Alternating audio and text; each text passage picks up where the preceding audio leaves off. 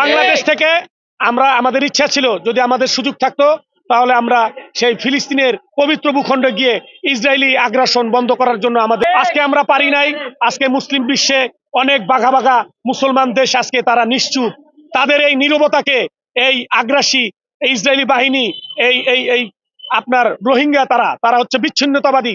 তারা এই ইসরায়েলের কিছু না, তারা ফিলিস্তিনের কিছু না, তাদেরকে আশ্রয় দিয়েছিল এই ফিলিস্তিনবাসী। দয়া করে আজকে তারা ফিলিস্তিনবাসীর উপরে তারা চেপে বসেছে।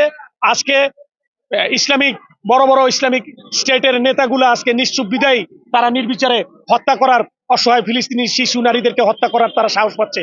আমরা বাংলাদেশ প্রত্যেকটি নাগরিক, মুসলমান নাগরিক আমরা এই গণহত্যার তীব্র নিন্দা ও প্রতিবাদ জানাই। দেশনায়ক তারেক রহমান, দেশনেত্রী বেগম খালেদা জিয়ার পক্ষ থেকে, ঢাকা মহানগর দক্ষিণ যুবদল এবং খিলগা থানা যুবদলের পক্ষ থেকে আমরা তীব্র নিন্দা ও প্রতিবাদ জানাই। অবিলম্বে এই গণহত্যা বন্ধ না হলে ইনশাল্লাহ আমরা পথ খুঁজবো কিভাবে আমরা ফিলিস্তিন গিয়ে আমাদের মুসলমান ভাইদের কাঁধে কাঁধ মিলিয়ে আমরা এটার প্রতিবাদ করতে পারি।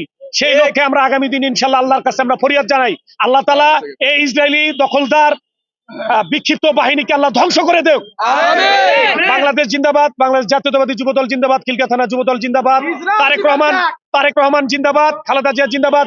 ইসরায়েল নিপাত যাক, ইসরায়েল নিপাত যাক, জিয়া শোনেক।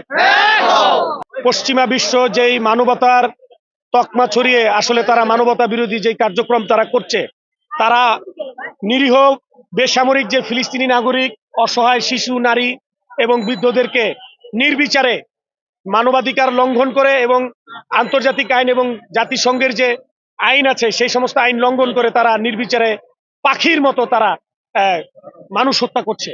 আমরা